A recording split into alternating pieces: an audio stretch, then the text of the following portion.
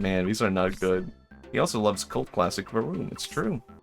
I genuinely, I love The Room, though. I feel like I love it in a way that other people still love it, because I'm special and unique and interesting and thoughtful. But I do genuinely love The Room, because it's like, how should I put it? I feel like The Room, how should I put it? I've talked before about, like, authenticity in art, right? And I appreciate authenticity in art. But authenticity in art is not always good. Sometimes it's someone singing their heart out. It's just like a bad emo rap song or something like that. And The Room is an excellent, like, example of authenticity in art, where someone is, like, pouring their heart out. It's Tommy Wiseau put, like, so much money into just pouring his heart and soul out. And it's awful. But that is also what, like, makes it stand out, right? Like, you could not imitate that. You would have to put your heart and soul into it. But do you do you dare? Not all of us can be as great as Tommy Wiseau. I put my heart and soul into this photo, and it paid off. It's so, never mind. So.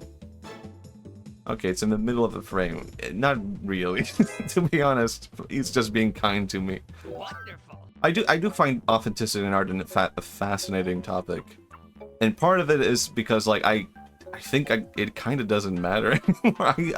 I am fascinated by it, but I kind of have to agree if someone told me now, like, it doesn't matter. I'm kind of like, yeah, I'm kind of with you. I'm starting to believe authenticity in art is not a real thing in a weird way. But at the same time, I can't help it. I strive, of course, to come across as, that was terrible, authentic. Because I think there's something to that. Tommy Wiseau, The Room. I would much rather be like, I don't know, a Tommy Wiseau than someone who makes a boring movie. Right? Does that make sense? That's what the fear you have to live with. I don't know.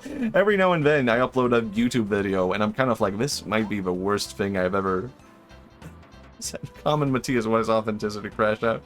Yeah, it's a bit like too common almost, I have to say. But I do find the topic so fascinating. I don't know, I think maybe most people would agree it's real.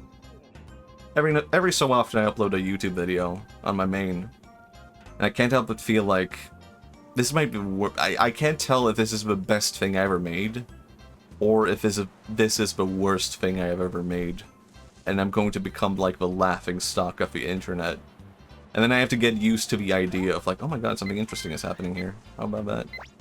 Then I have to get used to the idea in my head of like, you know what? I would be okay with being Tommy Wiseau. Maybe people will see my new video and go, this guy's a freaking hack.